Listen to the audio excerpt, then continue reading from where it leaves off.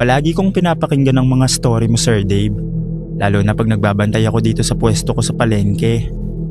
At gusto ko ibahagi yung naranasan ko noong pahinante pa ako sa isang truck driver. Tawagin mo na lang ako sa pangalang Romy. Pahinante ni Kuya Ben. Galing kaming Maynila noon at papunta kami sa Bicol para maghatid ng mga materyales sa isang construction site. Bandang 12:00 na ng gabi nang marating namin ang isang mahabang bahagi ng kalsada na halos walang ilaw. Puro puno at matataas na damo ang nasa magkabilang gilid ng daan. Paminsan-minsan lang may nakakasalubong ng mga sasakyan. Medyo inaantok na ako noon, pero pinipilit kong gisingin ang sarili ko para may kausap si Kuya Ben. "Kuya, malayo pa ba?" "Mga 2 oras pa siguro," sagot niya habang nakatingin sa daan. Makalipas ang ilang minuto, may nakita akong mga ilaw sa malayo. Akala ko noong una, mga motor o sasakyan. Pero habang papalapit kami, napansin kong parang mga kandila ang ilaw. "Kuya Ben, may tao yata sa unahan." Tumingin siya at bahagyang bumagal.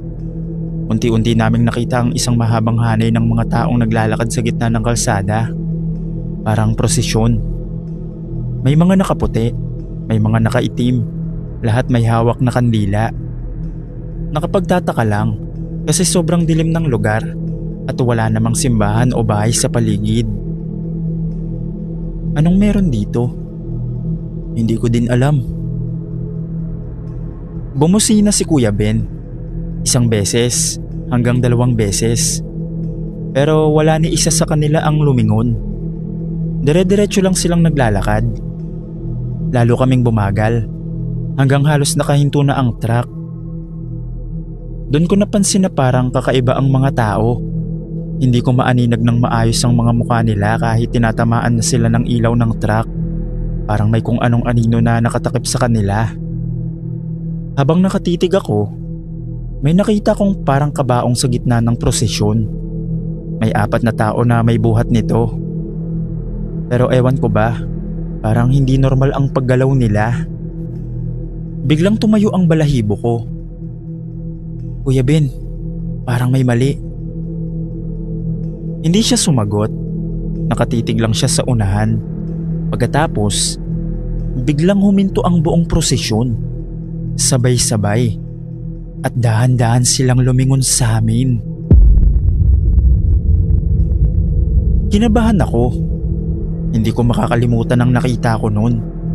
Yung iba sa kanila, sobrang putla. Yung iba parang walang malinaw na muka.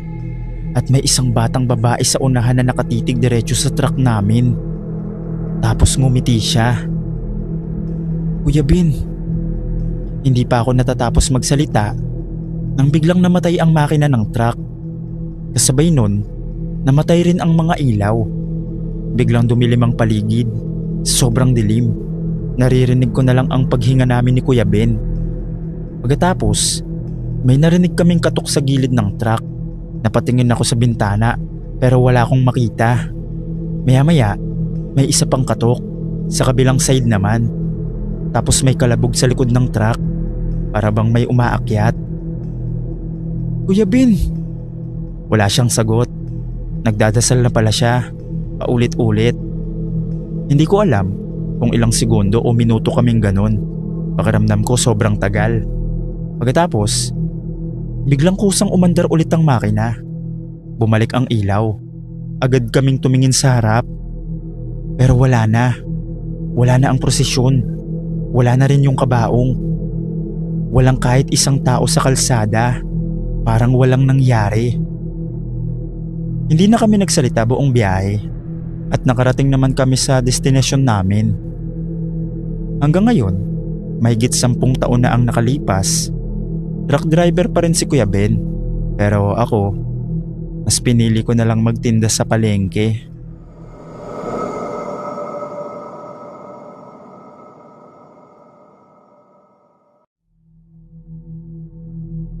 Ako si Buboy, truck driver. Nangyari ang karanasang ito taong 2010. At hanggang ngayon, sariwa pa rin sa isip ko ang gabing yun. May deliver kami papuntang Mindoro. Kasama ko yung pahinante kong si JR. Maaga kaming umalis sa warehouse at bumiyahe papuntang Batangas Port. Kargado ang truck namin ng mga construction material na kailangan maihatid kinabukasan. Normal lang ang lahat noong una. Pagdating namin sa Pantalan, pumila kami kasama ng ibang truck na sasakay ng barko. Marami ring driver at pahinante ang naghihintay. May ilan pang nagkukwentuhan habang kumakain sa karinderya malapit sa Pantalan. Bandang gabi, nang makasakay kami ng barko, naiayos ang truck sa cargo deck kasama ng iba pang sasakyan. Habang bumabiyahe ang barko patawid ng dagat, umakyat muna kami sa taas ni JR para magpalipas ng oras. Mahangin ang gabi, madilim ang paligid maliban sa mga ilaw ng barko na sumasalamin sa tubig. Maya-maya, sinabi ni JR na matutulog muna siya sa loob dahil inaantok na raw siya. Tahimik yung dagat nun at ang tanging naririnig ko lang ay ang hampas ng alon. Habang nakatanaw ako sa tubig, may napansin akong kakaiba sa di kalayuan. Akala ko malaking kahoy lang o kung anong bagay na inaanod. Pero habang nakatitig ako, napansin kong parang may ulo. Kinabahan ako. Hindi yun bagay na lumulutang lang. Parang may nilalang na nakalitaw sa ibabaw ng tubig. Hindi ako agad gumalaw. Nakatitig lang ako. Kitang-kita ko sa ilaw ng barko ang maitim nitong balat. Parang basa at makintab. Malalaki ang balikat nito at tila tao ang hugis ng katawan, pero kakaiba ang itsura. Pinilit kong kumurap para mas malinaw kong makita. At doon ko napansing nakatingin ito sa barko. Parang nakamasid. Parang sinusundan kami. Kinabahan na ako. Hindi ko alam kung ano ang nakikita ko. Gusto kong isipin na pagod lang ako o niloloko lang ako ng dilim ng gabi. Pero ilang segundo ko rin yung nakita. Hindi ako makaalis sa pagkakatayo. Pagkatapos ay lumakas ang hangin. Humampas ang malamig na bugso sa mukha ko. Kaya napakurap ako at napatingin saglit sa kabilang direksyon. Wala pang isang segundo, pagbalik ng tingin ko sa parehong lugar, wala na. Nawala yung ulo. Wala nang kahit ano. Puro maitim na dagat na lang ang nasa harapan ko. Napalingon-lingon pa ako sa paligid. Baka lumubog lang o baka mali ang nakita ko. Pero wala na talaga. Maya-maya, bumalik ako sa loob ng barko. Nakita ko si JR, mahimbing na natutulog. Ilang beses kong naisip na gisingin siya at ikwento ang nakita ko. Pero hindi ko na ginawa. Baka isipin niyang nagbibiro lang ako at saka hindi siya maniwala. Kaya itinago ko na lang sa sarili ko ang nangyari. Pagkalipas ng ilang oras, nakarating naman kami sa Mindoro nang walang problema. Maayos naming na-deliver ang mga kargamento at natapos ang trabaho namin gaya ng nakaplano. Pagdating ng gabi, naghanda naman kami para sa biyahe pabalik. Hindi ko maiwasang isipin ang nakita ko sa dagat. Paminsan-minsan, sumisilip ako sa labas ng barko habang bumabiyahe kami pa uwi. Pero pagbalik namin ng Batangas, wala na akong nakitang kakaibang nilalang. Tahimik lang ang dagat hanggang makarating kami sa Pantalan. Hanggang ngayon, hindi ko alam kung ano talaga ang nakita ko noong gabing yon. Pero isang bagay ang sigurado, hindi yun kahoy at hindi rin yun ordinaryong tao.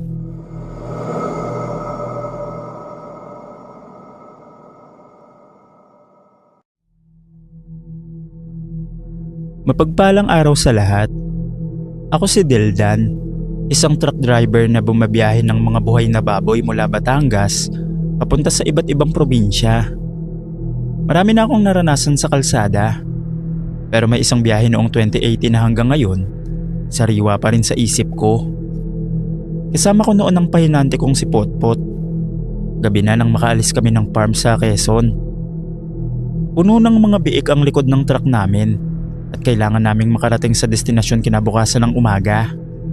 Pag-alis namin, normal lang ang biyahe. Tahimik ang daan at bihira ang mga sasakyang nakakasalubong. Pero bandang hating gabi, napansin naming biglang naging magulo ang mga baboy sa likod. Nagsisiksikan sila sa isang sulok ng truck at malakas ang kanilang mga iyak. "Boss, parang may mali yata sa mga baboy," sabi ni Potpot habang nakasilip sa side mirror. Sinilip ko rin pero wala akong nakita. Ilang minuto ang lumipas nang makarinig kami ng malakas na kalabog mula sa likuran.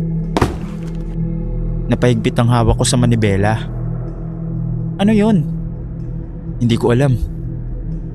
Hindi pa kami nakaka-recover sa gulat nang may isa namang malakas na tunog.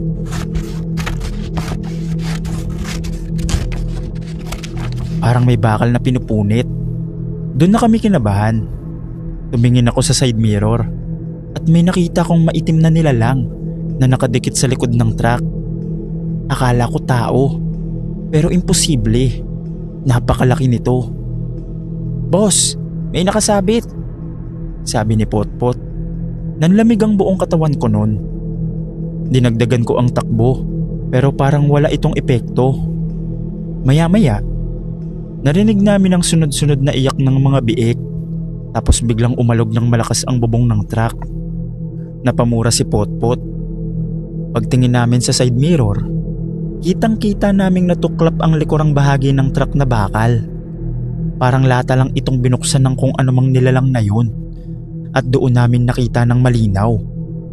Hindi ito tao. Napakapayat ng katawan, maitim ang balat, mahaba ang kamay, at kakaiba ang galaw. Parang hayop at tao na pinagsama. Mabilis nitong sinunggaban ng isang biik na nagpupumiglas. Tumalon ito pababa ng kalsada habang buhat ang baboy.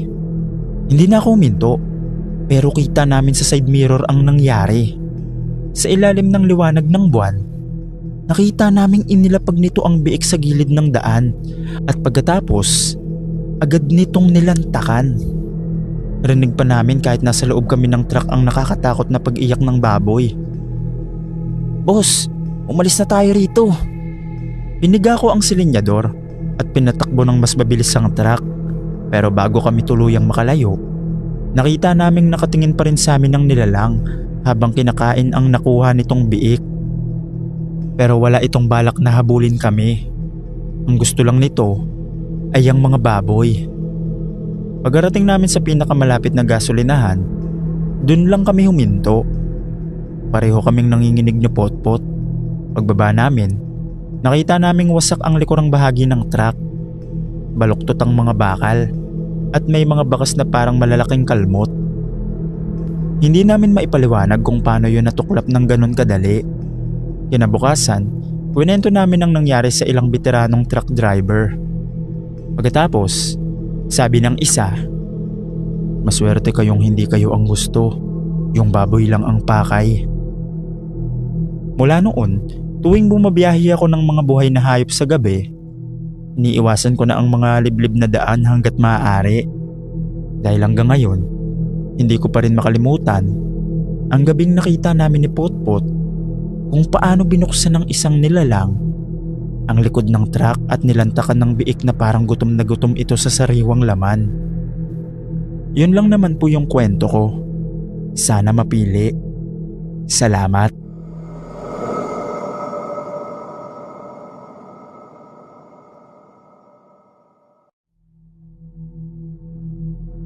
Hello Sir Dave. Ako si Frank, isang truck driver. Nangyari ito, isang madaling araw habang nakahinto kami sa isang malaking parking area ng trucking company.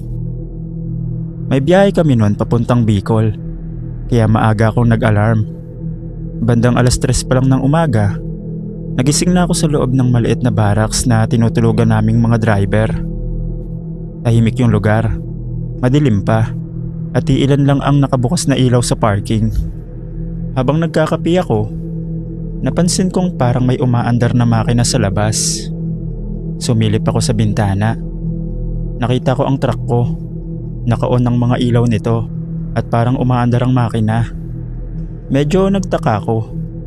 Si Boyet siguro to. Sabi ko pa noon. Baka nililipat lang ng isa sa mga driver ang truck para magkaroon ng espasyo. Lumabas ako at naglakad papunta ron. Habang papalapit ako, may kakaiba akong napansin. Walang tao sa paligid. Wala ring ibang driver na nakatayo malapit sa truck. Huminto ako ilang metro ang layo. Tumingin ako sa windshield. Wala akong makita sa driver's seat. Lumapit pa ako. Sinilip ko ang bintana sa gilid. Walang driver sa loob. Pero umaandar ang makina. Parang may kung anong bumigat sa dibdib ko. Habang nakatitig sa manibela na kusang gumagalaw ng bahagya dahil sa vibration ng makina. Sinubukan kong buksan ang pinto. Nakahawak ako sa door handle. Pero ayaw bumukas. Hinila ko ulit. Ayaw pa rin. Doon na nagsimulang bumilis ang tibok ng puso ko. Biglang umilaw ng mas maliwanag ang mga headlight. Kasunod nun, dahan-dahang umatras ang truck. Napaatras din ako sa gulat. Wala namang tao sa loob ah. Bakit haandar to? Huminto ang truck. Pagkatapos, ay bigla itong umabante ng mabilis. Parang may taong madiing tumapak sa silinyador. Napatalon ako palayo. Huminto ulit. Tapos umatras na naman. Sa pagkakataong yun, parang direkta na itong nakatutok sa akin. Ramdam ko ang malamig na hangin habang nakatitig ako sa madilim na loob ng cabin. Pakiramdam ko, may nakatingin sa akin mula sa loob. Pero wala akong makita. Maya-maya, umalingaw-ngaw ang malakas na ugong ng makina. Biglang humarurot ang truck papunta sa direksyon ko. Nanigas ako sa takot. Parang hindi gumagana ang mga paa ko. Palapit ng palapit ang truck. Lalong lumaki ang harapan nito sa paningin ko. Ilang segundo na lang, masasagasaan na ako. Sa mismong sandaling sumalpok ang bumper sa katawan ko, bigla akong nagising. Napabalikwas ako mula sa kinahihigaan ko. Basang-basa ng pawis ang damit ko. Hinihingal ako at sobrang lakas ng tibok ng puso ko. Madilim pa rin ang barracks. Tahimik ang paligid. Wala akong marinig na makina. Agad akong tumingin sa bintana. Nandun ang truck ko, nakaparada lang, nakapatay din ang makina. Ilang minuto akong nakaupo sa higaan habang pinapakalma ang sarili ko. Nang sumikat ang araw, lumabas ako para inspeksyonin ng truck. Normal naman ang lahat. Pero habang hinihimas ko ang pinto ng driver's side, hindi ko maiwasang maalala ang nangyari sa panaginip. Hanggang ngayon, hindi ko pa rin makalimutan yun.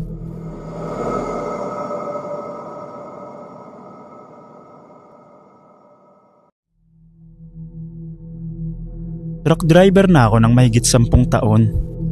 Marami na akong napuntahang iba't ibang lugar.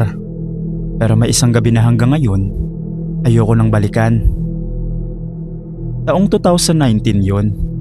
Galing akong Maynila at may ihahatid na kargamento sa isang probinsya sa Hilagang Luzon. Bandang 12:00 na ng gabi, nang marating ko ang isang mahabang bahagi ng daan na napapalibutan ng bundok at makakapal na puno. Tahimik na yung dinadaanan ko noon. Paminsan-minsan ay sumisilip ako sa side mirror para tignan ang likod ng truck. Normal lang yun para sa mga driver. Habang umaandar ako sa isang paikot na bahagi ng kalsada, may napansin akong kakaiba sa kaliwang side mirror. Parang may maitim na bagay na nakasabit sa likod ng truck. Noong una, akala ko ay trapal lang o kung anong nalaglag na gamit. Sumilip ulit ako. Nandun pa rin. Pero parang tao. Mahaba ang braso nito at tila nakadikit sa pintuan sa likod ng truck. Medyo kinabahan ako noon. Agad kong binuksan ang ilaw sa likod ng cabin at tinignan muli ang salamin. Wala na. Normal lang ang likod. Napailing ako. Pagod na ako. Sabi ko na lang sa sarili ko. Pero makalipas ang ilang minuto, muli akong napatingin sa side mirror. Halos mapakapit ako ng mahigpit sa manibela. Nandun na naman. Parang nakatingin na sa akin. Kahit puro dilim ang mukha nito, ramdam kong nakatitig ito sa akin mula sa salamin. Tinapakan ko ng bahagya ang silinyador. Bumilis ang takbo ng truck, pero hindi nawala ang anyo. Sa bawat tingin ko sa side mirror, parang unti-unti itong gumagapang paakyat. Pakiramdam ko noon, Papunta na ito sa mismong bintana ko. Nagsimula nang bumilis ang tibok ng puso ko noon. Wala nang ibang sasakyan sa paligid. Wala ring bahay. Puro bundok at kagubatan. Pagtingin ko ulit sa salamin, halos mapasigaw ako. Ang nilalang ay nakadikit na sa gilid ng truck. Mahaba ang mga daliri, maitim ang buong katawan, at ang ulo nito nakaharap mismo sa akin. Mabilis kong kinuha ang radyo at tinawagan ng isa kong kasamang driver na nasa unahan ng ruta. Pero puro static lang ang sagot. Pagkatapos, may narinig akong kalabog mula sa likod ng truck. Kasunod pa nito ang isa, parang may mabigat na bagay na tumatalon sa ibabaw ng bubong.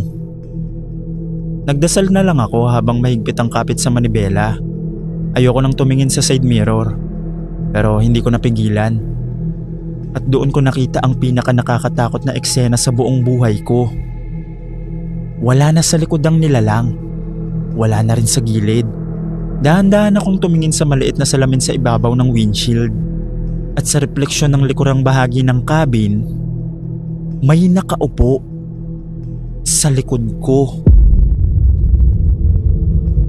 Maitim, mahaba ang buhok. Parang ilang pulgada lang ang layo sa upuan ko. Hindi ko na alam nun kung paano ko napagpatuloy ang pagmamaneho ko. Hindi ko na lang muli tinignan ng salamin. Diretso lang ang tingin ko sa kalsada habang nanginginig. Makalipas ang halos 10 minuto, nakakita ako ng maliit na gasolinahan na bukas pa. Huminto ako ng mabilis at halos tumalon na ako palabas ng truck. Tinawag ko ang gwardiya at ilang tao ron. Sabay-sabay naming sinilip ang cabin. Pero walang tao. Walang bakas ng kahit ano. Matapos yun, hindi na ako tumuloy ng gabing yun. Doon na ako nagpalipas ng gabi sa gasolinahan hanggang mag-umaga. Pagsikat ng araw, bumiyahe na ulit ako noon at hindi ko na ulit naramdaman yung nilalang na yun. Yun lang naman po. Salamat.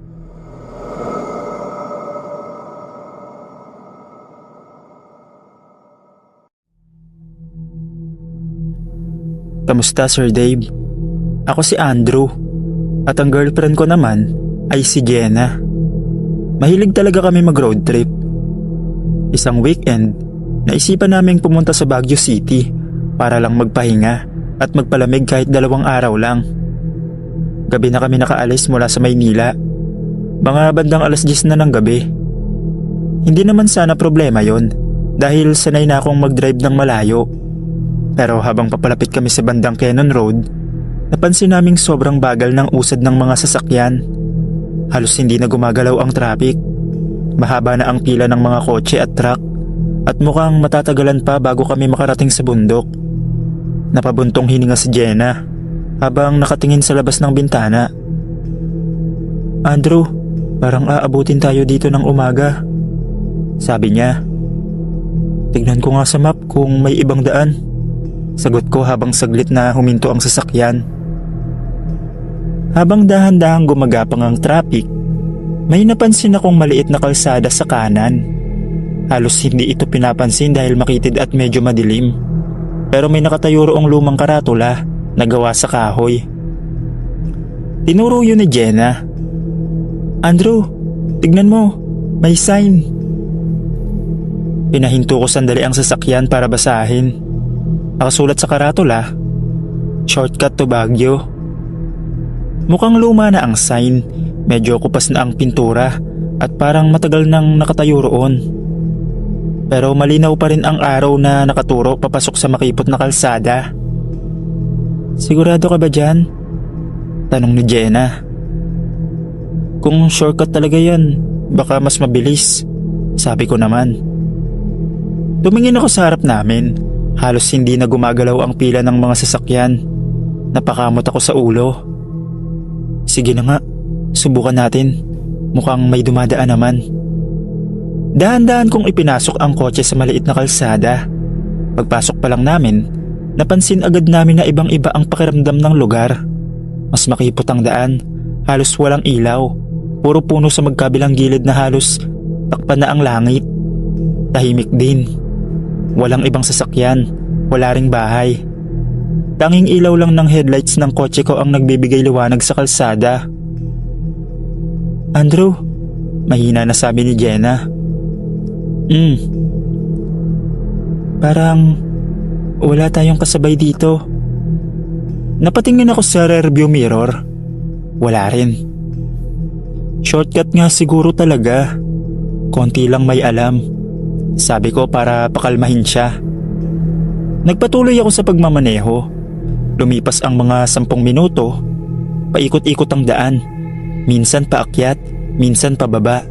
Pero napansin ko na parang pare-pareho lang ang itsura ng paligid. Parehong mga puno, parehong mga kurba ng kalsada. Hanggang sa biglang napaupo ng tuwid si Jenna. Andrew, ano? Hindi ba dumaan na tayo dito? Napakunot ang noo ko. Bakit? Tinuro niya ang gilid ng kalsada. Yung sirang guardrail na yan, nakita na natin kanina. Saglit akong natahimik. Sa totoo lang, napansin ko rin yun. Pero hindi ko agad sinabi. Baka magkakamukha lang, sabi ko. Pero sa loob ko, may kakaibang pakiramdam na. Nagpatuloy pa rin kami sa pagmamaneho. 5 minuto pa. 10 minuto. Hanggang sa biglang napahigpit ang hawak ko sa manibela. Dahil sa ilaw ng headlights, nakita ko na naman ang sirang guardrail. Parehong pareho, parehong pwesto, parehong hugis. Parang bumalik kami sa parehong lugar. Andrew, nanginginig na sabi ni Jenna. Hindi na ako sumagot dahil sa pagkakataong yun, pareho na kaming nakaramdam na may mali sa kalsadang yun. Tahimik kaming dalawa ni Jenna sa loob ng kotse. Wala nang nagsasalita dahil pareho na naming napapansin na paulit-ulit lang ang daan. Huminto ako sandali sa gilid ng kalsada. Pinatay ko ang aircon at ang makina ng kotse para makapag-isip. Biglang naging mas tahimik ang paligid. Sobrang tahimik na halos marinig mo ang hangin na dumadaan sa mga puno. Andrew, bumalik na lang tayo. Tumango ako. Yun na rin ang nasa isip ko. Inatras ko ang kotse at nag-U-turn pabalik sa pinanggalingan namin. Pero habang nagmamaneho ako pabalik, mas lalo lang akong kinabahan. Dahil kahit pabalik na kami, pareho pa rin ang nakikita namin. Parehong kurba, parehong mga puno. At pagkatapos ng ilang minuto, nakita na naman namin ang sirang guardrail. Andrew, hindi na tama to. Halos pabulong na sabi ni Jenna. Ramdam ko na rin ang kaba. Parang may mali sa lugar na yon. Parang hindi kami makalabas sa kalsada. Mas binilasan ko ang takbo ng kotse. Pero kahit gaano kami kabilis magmaneho, pareho pa rin ang nangyayari. Paulit-ulit lang talaga ang daan. Hanggang sa may napansin si Jenna sa malayo. Andrew, may tao. Agad ako napatingin sa kalsada sa harap. Sa liwanag ng headlights, may isang lalaki na naglalakad sa gitna ng kalsada. Mabagal ang lakad niya, nakamahabang damit at tila nakayuko. Pareho kaming natahimik. Andrew, huwag tayo huminto, sabi agad ni Jenna. Sa totoo lang, yun din ang nasa isip ko. Sa gitna ng gubat, sa ganitong oras, may naglalakad na lalaki mag-isa. Hindi namin alam kung bakit, pero pareho kaming natatakot sa kanya. Dahan-dahan ko siyang nilampasan gamit ang kotse. Hindi siya tumingin sa amin. Diretso lang siyang naglalakad. Pagkalampas namin sa kanya, napahinga si Jenna. Pero pagkalipas lang ng ilang minuto, napahigpit ulit ang hawak ko sa manibela. Dahil sa unahan, may naglalakad na naman. Parehong lalaki, parehong damit. Andrew, siya ulit. Nanginginig na naman na sabi ni Jenna. Hindi na ako nagsalita dahil alam kong tama siya. Para kaming umiikot sa iisang lugar. At parang kasama namin sa ikot na yon ang lalaking naglalakad. Doon ko na naramdaman na wala na kaming choice. Huminto ako sa tabi niya. Binaba ko ang bintana ng kotse. "Kuya, pasensya na. Papunta po sana kaming Baguio pero parang naliligaw kami," sabi ko. Dahan-dahan siyang tumingin sa amin. Hindi ko masyadong makita ang mukha niya dahil madilim, pero kalmado ang boses niya nang sumagot. "Mali ang daan na pinasok niyo." Parang mas lalo kaming kinabahan ni Jenna. "Alam ko kung paano kayo makakalabas dito," sabi niya pa. Saglit kami nagkatinginan ni Jenna. Hindi namin siya kilala. Hindi namin alam kung dapat ba kaming magtiwala. Pero kung hindi, baka hindi na kami makalabas ng kalsadang to. "Sige po, sakay na lang kayo," sabi ko. Tahimik siya naglakad papunta sa likod ng kotse at sumakay sa backseat. Pagkasara ng pinto, biglang parang nagbago ang pakiramdam ng paligid. Hindi ko maipaliwanag pero parang gumaan ang pakiramdam ng lugar. "Diretso lang," sabi ng lalaki. Sumunod ako sa kanya. Pagkalipas ng ilang minuto, sinabi niyang kumaliwa, tapos diretso ulit. Pagkatapos ay kumanan. Hindi nagtagal, bigla kong napansin na lumapad na ang kalsada at sa malayo may nakita kaming ilaw ng ibang sasakyan. Napahinga ako ng maluwag.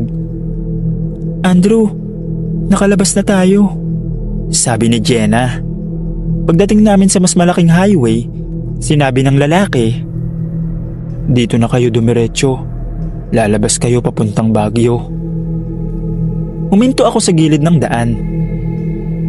"Sobrang salamat po kuya," sabi ko. Tumango lang siya. Naalala ni Jenna na may pagkain kaming dala sa kotse. "Andrew, bigyan natin siya." Kinuha ko ang isang paper bag na may laman na tinapay at tubig. Paglingon ko sa likod para ibigay sa kanya, wala na siya. Bigla akong napatigil. "Andrew, nasa na siya?" tanong ni Jenna. Binuksan ko agad ang pinto at lumabas ng kotse. Tumingin sa paligid. Tahimik ang kalsada. Walang naglalakad. Walang tao. Parang walang sumakay sa kotse namin. Bumalik ako sa loob ng sasakyan. Pareho kaming walang masabi. Hanggang sa sinabi ni Jenna, "Andrew, kung hindi siya sumakay, baka hindi pa rin tayo nakalabas doon." Hanggang ngayon, tuwing naaalala namin ang gabing yun papunta sa Baguio City, isa lang ang naiisip namin. Hindi namin alam kung sino ang lalaking tumulong sa amin, pero sigurado kami sa isang bagay. Kung hindi siya nagpakita sa kalsadang yun, baka hindi na kami nakaalis doon.